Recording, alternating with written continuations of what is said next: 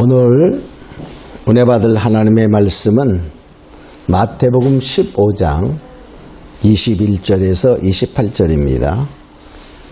제가 있는 성경은 신약성경 25쪽입니다. 마태복음 15장 21절 봉독해 올립니다. 예수께서 거기서 나가사 두로와 시돈 지방으로 들어가시니 가나안 여자 하나가 그 지경에서 나와서 소리질러 가로되 주 다윗의 자손이여 나를 불쌍히 여기소서 내 딸이 흉악히 귀신 들렸나이다 하되 예수는 한 말씀도 대답지 아니하시니 제자들이 와서 청하여 말하되 그 여자가 우리 뒤에서 소리 지르오니 보내소서.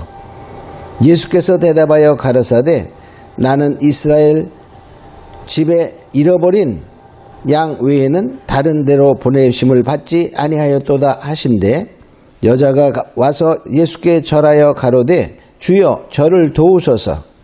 대답하여 가라사대 자녀의 떡을 취하여 개들에게 던짐이 마땅치 아니하니라. 여자가 가로되 주여 올소이다마는 개들도 제 주인의 상에서 떨어지는 부스러기를 먹나이다 하니 이에 예수께서 대답하여 가라사대 여자여 네 믿음이 크도다 네 소원대로 되리라 하시니 그 시로부터 그의 딸이 나으니라. 아멘. 자, 오늘 이 시간에는 우리가 내 믿음이 크도다 하는 제목으로 같이 은혜를 나누고자 합니다. 우리가 본문을 보면은 예수님께서 두로와 시돈, 즉 이방 지방이죠.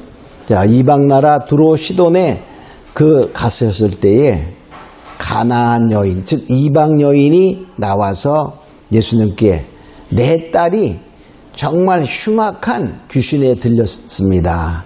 고쳐주세요. 라고 우리가 요청하는 가운데 정말 어려운 과정, 금을 거치면서 결과적으로는 주님께서 내 믿음이 크도다. 내 소원대로 되리라는 말씀을 통하여 그 딸이 나음받는 그 과정을 이야기하고 있습니다. 자, 그런데 바로 이것을 보면서 과연 이 여인은 어떻게 했기에 주님께서 네 믿음이 크도다 이렇게 인정을 했는가? 우리가 성경에 보면은 참 어려운 가운데서 주님으로부터 고침을 받을 때에는 지금 이 가나안 여인에게는 네 믿음이 크도다 이렇게 말씀하셨고 또 혈류병을 앓는 그 여인에게는 네 믿음이 너를 구원하였다 하고 그 믿음을 칭찬하는 것을 우리가 보게 됩니다. 자, 그러면 우리도 뭐죠? 주님께서 칭찬받는 믿음이 있는가 하면 또는 제자들을 향하여 말씀하실 때 믿음이 적은 자들아 왜 믿음이 없느냐 이렇게 책망할 때도 있는 것을 보게 됩니다. 자, 그럼 우리가 주님께 칭찬받는 큰 믿음이 무엇인가를 우리가 생각해 보면서 우리도 다와 큰 믿음을 갖고 환난에서 이기는 자들이 있으면서 축원합니다. 이 여인은 이방 여인입니다. 이방 여인인데 이방 여인은 쉽게 말하면은 보통 이방인들은 믿지를 않았죠. 또 이스라엘 유대민족에게 정말 멸시받는 이렇게 무시당하는 그러한 모습들이 그 당시에 있었어요. 자, 그런데 이 여인이 주님께 나와서 고침받는 것은 오늘날로 말하면요. 지금 이 여인에게 가장 큰 환난은 뭡니까? 딸이 귀신 들린 거예요. 가장 고통이 그 흉악한 귀신 들렸으니까 얼마나 심했겠어요. 그 환난에서 정말 주님의 말 한마디에 고침받아 그 환난에서 정말 보호받는 그러한 모습을 보게 됩니다. 우리도 마지막 때 환난에서 보호받고 이기려면 큰 믿음을 가져야 돼. 자, 그러면 주님이 말씀하시는 큰 믿음은 무엇일까? 첫 번째 보니까 예수님을 아는 믿음입니다. 첫 번째 큰 믿음은 예수님을 알아야 돼요. 예수님이 과연 누군가 이것을 알아야 된다는 거죠. 지금 이 여인은 나와서 이방 여인인데도 불구하고 다윗의 자손이요. 이렇게 말해요. 다윗의 자손이요. 이 다윗의 자손이라고 표현하는 것은요. 주는 그리스도요. 즉 우리의 구원자요. 메시아요. 나를 구원할 수 있는 자입니다. 라는 고백이에요. 구약 성경에 보면 다윗의 자손으로 하나의 왕으로서 구원자가 온다. 이렇게 예언되어 있지요. 이사야 11장 1절에도 보면 이새의 줄기에서 한 싹이 나서 그 뿌리에서 한 가지가 나서 결실할 것이요. 이새의 뿌리, 이새가 누구죠? 다윗의 아버지예요. 거기에서 하나의 구원자가 나올 거다라고 예언되어 있고 또 예레미야 23장 5절에도 보면 보라 때가 이르리니 내가 다윗에게 한 의로운 가지를 일으킬 것이라. 그가 왕이 되어 지혜롭게 행사하며. 그러니까 다윗에서 한 의로운 가지를 뻗쳐서 그가 왕으로서 구원자로 이 세상에 오신다라고 말씀하고 있어요. 그래서 뭐냐? 이 다윗의 자손이요 라고 표현한 그것은 바로 무엇을 말하냐면 예수님이 메시아됨을 우리가 인정하는 그러한 표현이다 라고 볼 수 있어요. 그래서 우리가 영원한 생명, 영생에 이르려면 뭘 해야 되냐면 결과적으로 뭐냐? 하나님을 알아야 돼. 예수님을 얼마만큼 아느냐? 이것이 중요한 거예요. 요한복음 17장 3절에도 보면 영생은 곧 유일하신 참 하나님과 그의 보내신 자 예수 그리스도를 아는 것이다. 그러니까 예수님을 얼마만큼 아느냐? 알지 못하면 영생 없다 그 말이에요. 그러니까 영원한 생명에 이르려면 영생의 그것은 그리스도를 알아야 된다는 거예요. 그 안다는 말은 이론으로 아는 것이 아니라 만남으로 경험함으로 알아지는 그러한 아는 것이에요. 과연 그럼 예수님은 어떤 분이신가? 우리가 분명히 알아야 되는데 자 예수님은 태초부터 계신 분이다 이렇게 말해요. 요한복음 1장 1절에 보면 태초에 말씀이 계시니라. 이 말씀이 하나님과 함께 계셨으니 이 말씀은 곧 하나님이라. 바로 예수님은 태초부터 계신 말씀이야. 그래서 태초부터 즉 모든 이 세상의 창조되기 그 전에 태초부터 계신 분이다를 알아야 된다는 거예요. 또 뭐냐? 천지 만물이 바로 예수님으로부터 창조되었다는. 그러니까 창조주 예수님을 알아야 돼요. 요한복음 1장 2절로 3절에 보면 그가 태초에 하나님과 함께 계셨고 만물이 그로 말미암아 지은 바 되었으니 지은 것이 하나도 그가 없이는 된 것이 없느니라. 즉 만물이 창조될 때 예수님이 함께 만드셨다는 거예요. 그가 없이는 된 것이 없다. 우리 창세기 1장 1절에 보면 태초에 하나님이 계시니라. 태초에 하나님이 천지를 창조하시니라. 이렇게 말씀하시잖아요. 천지를 창조하시니라. 근데 요한복음에는 바로 뭐냐? 그 전에 태초에 계셨고 그 계신 예수님이 그로 말미암아 창조되었다. 이렇게 말하고 있어요.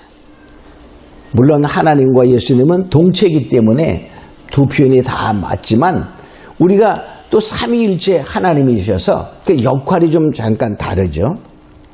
자, 그 태초부터 계신 그 말씀이 우리의 육신을 입고 오신 분이 예수님이야.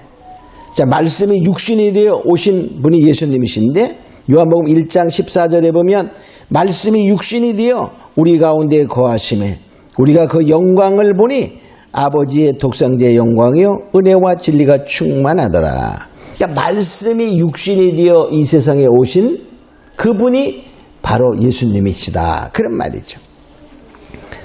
또 우리는 베드로의 신앙 고백에 보면 예수님은 그리스도요. 그 그리스도라는 본래의 말은 기름 부은 받은 자 그런 뜻인데 메시아라는 우리의 구원자라는 의미가 됩니다. 자, 그래서 그리스도요 하나님의 아들이지요. 마태복음 16장 16절에 보면 시몬 베드로가 대답하여 가로되 주는 그리스도요 살아계신 하나님의 아들이십니다. 그러니까 주님은 하나님 자신이면서 말씀이 육신이 되어 이 세상에 오실 때 아들의 신분으로 오셨다 하는 것이죠.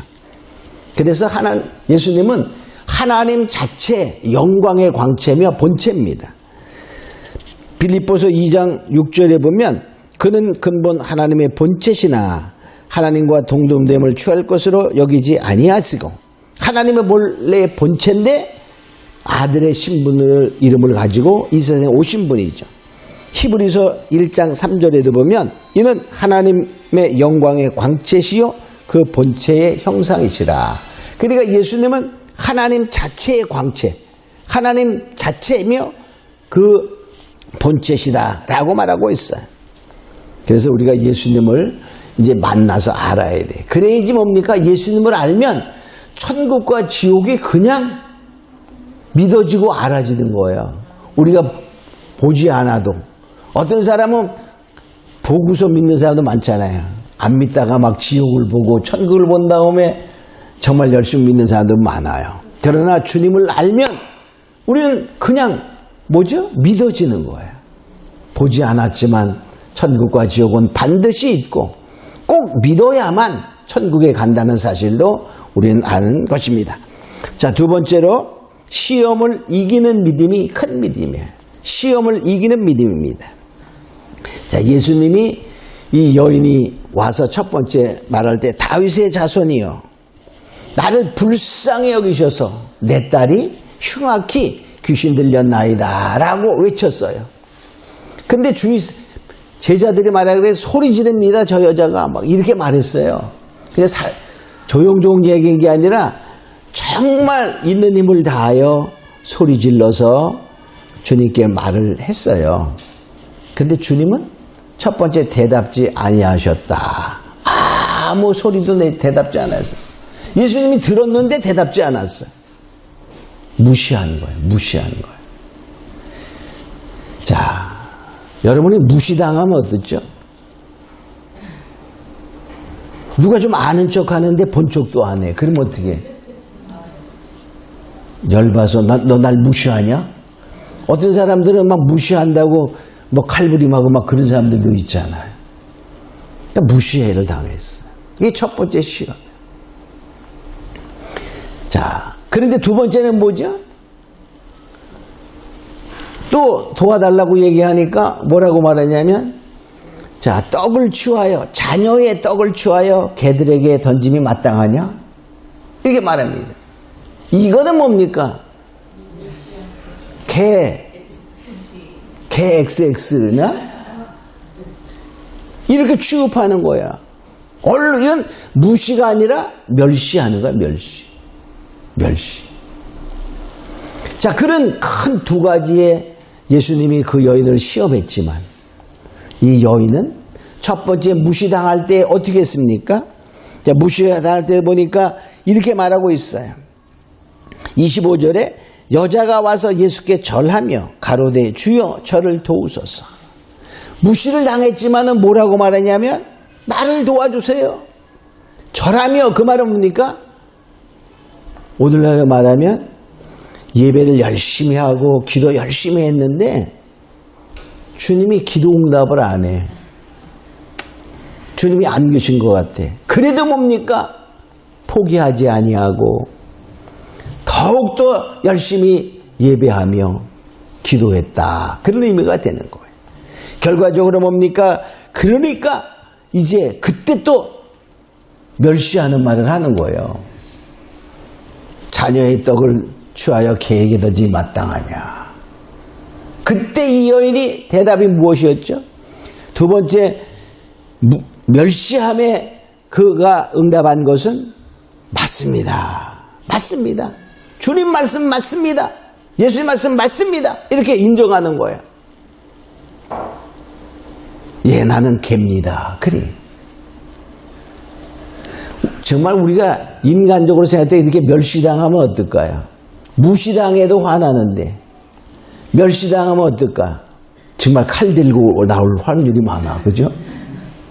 근데 우리가 가만히 생각해 보면 예수님이 과연 어떤 분이라는 사실을 분명히 알면요, 예, 옳습니다. 보다 더, 예, 맞습니다. 개보다도 나는 못합니다. 이렇게 말할 수 있어요. 왜? 한번 생각해 봐요. 여러분, 사람과 개를 한번 비교해 봅니다. 사람과 개. 차이가 많이 있죠? 근데 가만히 따지고 보면 별 차이 안 나. 그죠? 별 차이 안 납니다. 근데요, 하나님과 나를 비교해 보세요. 하나님과 나를 비교하면 사람과 개의 비교와 차이가 어떨까? 어떤 게 더 많을까요? 하나님과 나의 비교는 비교할 수 없는 엄청난 차이가 나는 거야. 사람과 개는 차이 나봤자 뭐야? IQ도 똑똑한 개는 80이 넘어. 응? 자, 바로 그것입니다. 우리가 분명히 하나님이 누구신가를 알면 알수록 나는 정말 개보다도 못한 그러한 인생이라는 사실을 제 가운데 마땅히 죽어야 되고 지옥에 떨어져야 되는 사실을 알게 된다면 우리는 그 주님의 멸시함이 아니고 정말 하나의 관심을 갖는 것이다 라는 것을 깨닫게 된다는 거예요. 자, 우리가 무관심하고 멸시하는 그런 것도 멸시할 때 또는 질투할 때 그 사람이 관심이 있다는 거예요. 그죠? 우리가 잘못할 때에 제가 만약에 무슨 잘못하면 우리 부인이 만약에 막 나한테 간섭을 한다면 관심이 있고 뭐죠? 하여튼 그 무엇인가 관심을 갖고 있다는 사실을 우리가 알아야 돼요. 마찬가지로 주님께서 이제 대답하는 그 멸시의 말은 그 여인에게 관심을 갖기 시작했다는 사실입니다.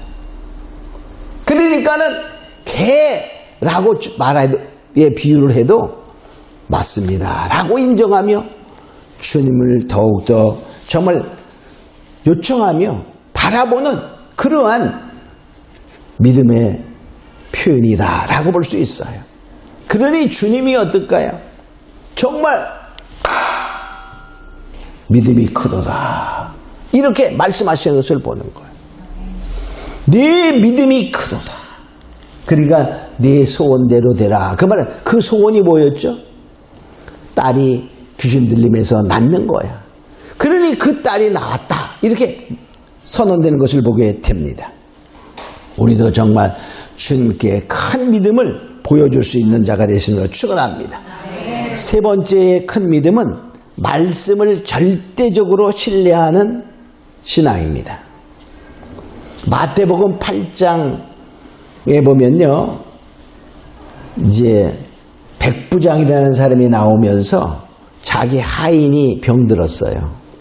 그때 주님께 나와서 내 하인이 병들어 괴로워하나이다. 좀 고쳐주세요. 말씀하시니까 그래? 가자. 그러니까는 그 백부장이 하는 말이 내는 정말 주님이 오심을 감당치 못하겠나이다. 말씀만 하소서. 이렇게 말합니다. 그럴 때에 주님이 칭찬하시길 뭐라고 하면 칭찬하죠? 온 이스라엘에서 이만한 믿음을 본 적이 없다. 이렇게 말해요. 자, 마태복음 8장 8절에 보면 백부장이 대답하여 가로되 주여 내 집에 들어오심을 나는 감당치 못하겠사오니 다만 말씀으로만 하옵소서. 그러면 내 하인이 낫겠나이다. 그러니까 마태복음 8장 10절에 주님이 이렇게 말씀, 이스라엘 중 아무에게도 이만한 믿음을 만나보지 못하였다. 그러니까 결과적으로 이는 엄청난 큰 믿음을 주님이 표현해 주고 있는 거예요. 그 말은 뭡니까? 온 세상에서 이만한 믿음이 없다. 이렇게 말하는 거예요. 근데 이 백부장은요, 누가복음 7장에 보면 똑같은 내용이 나오면서 이 백부장이 예수의 소문을 듣고 그랬어요. 그러니까 예수님이 만나지 못했었지만은 소문을 들었는데도 말씀 하나 없어서 이렇게 하는 그 말씀이 절대적입니다. 말씀만 하시면 모든 것은 이루어집니다. 그 주의 말씀은 절대적입니다. 주의 말씀은 능력입니다. 주의 말씀은 능치 못함이 없습니다. 라는 그러한 것을 하는 것을 보게 됩니다. 그러니까 주님은 뭐냐? 못 고칠 병이 없는 거예요. 그죠? 주님이 하시면, 그러니까 뭡니까? 주님 앞에 인정을 받기만 하면 내 소원대로 되리라. 이렇게 말씀하시는 거예요. 자, 그러니까 우리 뭡니까? 말씀을 절대적으로 신뢰하는 그러한 믿음이 큰 믿음이다. 그런 말이죠. 근데 말씀을 절대적으로 신뢰한다는 것은 무엇일까요? 이 백부장이 소문을 듣고 금했어요. 그러니까 보지 못했어요. 주님이 병 고치는 거 못 봤어요. 그러니까 결과적으로 이 말씀을 절대로 신뢰하는 믿음은 보지 못하였으나 믿는 믿음입니다. 세상에는 보는 것만 믿는 사람이 있어요. 보는 것만큼. 또 보았는데도 못 믿는 사람도 있어요. 보지 못하고 보지 않았어도 믿는 믿음이 있어요. 어떤 믿음이 큰 믿음이라고 말씀하고 있죠? 보지 않아도 보지 못해 않고도 믿는 자를 복되되다 이렇게 말합니다. 요한복음 20장 29절에 보면 너는 나를 본고로 믿느냐? 보지 못하고 믿는 자들은 복되도다. 이 말은 도마에게 한 말이잖아요. 나는 손가락을 넣어보고 만져보고 그래야 믿겠다. 그러나 주님을 딱 만나는 순간에 그에게 믿음이 확 부어졌어요. 그 만지지 않고도 주님의 것을 깨닫고 고백합니다. 나의 하나님 이렇게 고백하는 그 도마에게 말하기를 보지 않고도 믿는 자가 더 복되도다. 이렇게 말씀하신 것을 봅니다. 또 절대적인 말씀을 신뢰하는 믿음은 말씀에 길들여진 믿음이에요. 말씀에 길들여졌어요. 그 말은 뭐냐? 말씀에 길들여졌다는 말은 하나님의 말씀에 무릎 꿇는 거예요. 하나님의 말씀을 기다리는 거예요. 하나님의 말씀을 따라가는 겁니다. 민수기 12장에 보면 이제 모세가 그 구수 여인을 취한 것 때문에 문제가 발생되고 막 그 누이가 불평하고 그럴 때 자, 주님이 이렇게 말씀하셔요. 민수기 12장 3절에 보면 이 사람 모세는 온유함이 지면의 모든 사람보다 승하니라. 이렇게 말해요. 모세를 칭찬할 때 온유함이 세상의 모든 사람보다 1등이다. 그런 표현이거든요. 근데 그 온유함은 그러면서 하시는 말씀이 자, 많은 선지자들은 꿈이나 이상이나 이런 데서 우리가 주님의 뜻을 깨달았지만 모세는 그렇지 않다는 거예요. 모세는 뭐냐? 친구가 대면하며 이야기하듯이 나는 모세와 그렇게 친구처럼 대면하며 이야기한다. 이렇게 말해요. 그러니까 모세는 특별히 하나님께서 친구처럼 대면하며 이야기하니까 우리가 꿈을 꾸면 어떻게 될까요? 꿈을 꾸면 이놈이 무슨 뜻인지 정확히 해석하기 어려워요. 근데 말을 딱 들으면 어떨까? 그냥 분명히 그냥 아는 거야. 그러니까 모세는 하나님의 뜻을 분명히 깨닫고 아는 그러한 능력이 있었다. 그런 말이에요. 자, 그걸 좀 더 보면 무엇을 표현하냐면요. 모세가 이스라엘 백성들을 이끌고 출애굽하면서 많은 기적과 하나님의 능력이 나타나게 됩니다. 그런데도 뭡니까? 먹을 것이 좀 부족하면 원망해서 우리를 굶어 죽이려고 하냐? 마실 물이 없으면 또 원망하여 우리를 목말라 죽게 하겠느냐? 하면서 원망 불평하는 과정들이 나옵니다. 그때마다 모세는 어떻게 행동하는 것을 보냐면요. 하나님께 기도하여 하나님의 말씀을 기다리는 그러한 모습들이 나와 그 말씀을 따라 움직입니다. 우리 같으면 어떨까요? 내가 이렇게까지 했는데 내가 그렇게 원망하고 불평할 수 있겠니? 이러면서 딱이라도 한 대 때릴 아주 심정이 일어날 수 있는데 모세는 그렇지 않았다는 거야. 그것을 가리켜 모세는 온유했다 이렇게 표현하는 거야. 그러니까 말씀을 따라 움직이는 모세였어요. 자, 출애굽기 17장 3절로 4절에 보면요. 자, 백성이 물이 갈함에 그들이 모세에 대하여 원망하여 가로되 당신이 어찌하여 우리를 애굽에서 인도하여 내어서 우리와 우리 자녀와 우리 생축으로 목말라 죽게 하느냐. 이렇게 원망합니다. 우리를 죽이려고 데려나왔느냐. 그때 모세가 여호와께 부르짖어 가로되 내가 이 백성에게 어떻게 하리이까. 자기의 생각대로 하면 어떨까요? 모세는 아주 유능한 애굽 무술을 닦은 사람입니다. 그러니까 원망하는 사람 그 진짜 뭡니까? 한 대 치면 격투기 선수가 한 대 치는 것 같을지도 몰라요. 그러나 뛰어난 정말 힘을 가진 능력을 가진 모세였지만 원망하는 그들에게 내가 어떻게 해야 합니까? 라고 하나님께 물었다는 거야. 그러니까 하나님 자기의 생각대로 자기의 기분대로 감정대로 행한 것이 아니라 모세는 언제나 하나님의 말씀을 듣고 그대로 따라서 행한 그 모습을 그 온유함이 모든 사람보다 승했다라고 표현한 것입니다. 바로 우리가 이러한 큰 믿음은 바로 하나님의 말씀을 절대적으로 신뢰해 말씀을 듣고 말씀을 따라가고 문제가 있을 때마다 우리에게 어떠한 정말로 역경이 있을 때마다 주님을 바라보며 주님을 쫓아가는 그러한 믿음인 것입니다. 우리는 바로 이 귀신 들린 딸을 가진 여인이 주님께 나와 큰 믿음을 보였어요.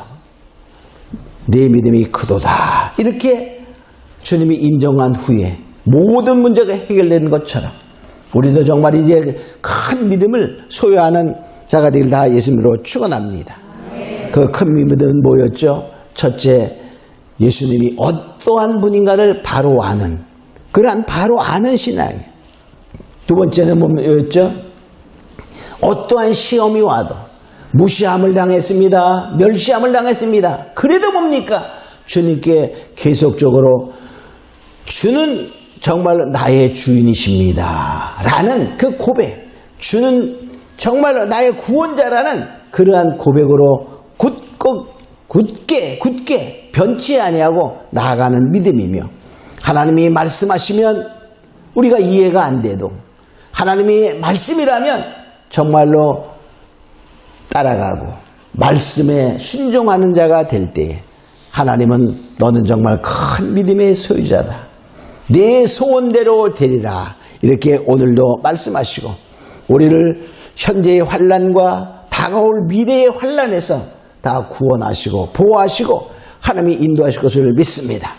우리 다 같이 잠깐 기도하면서 정말 나에게도 큰 믿음을 갖기를 원하오니 주님이여 도와주소서. 우리가 이렇게 기도하겠습니다. 기도합니다. 사랑하는 아버지 하나님, 정말로 가나안 여인이 자기 딸을 위하여 기도할 때 정말 주님께 나와왔을 때 정말 네 믿음이 크도다 이렇게 인정하며 네 소원대로 되리라 말씀하신 주님의 그 말씀을 따라서 우리도 정말 하나님의 말씀을 절대로 신뢰하는 믿음을 갖고 정말 하나님을 더 깊이 만남으로 아는 자가 되며 어떠한 환난과 시험에서도 승리하는 자가 되어 큰 믿음을 정말 인정받는 그런 자가 다 되기를 원하오니 오늘 예배한 모두에게 주님이여 큰 믿음을 허락하여 주시옵소서. 감사하고 믿사하며 예수님의 이름으로 기도합니다. 아멘.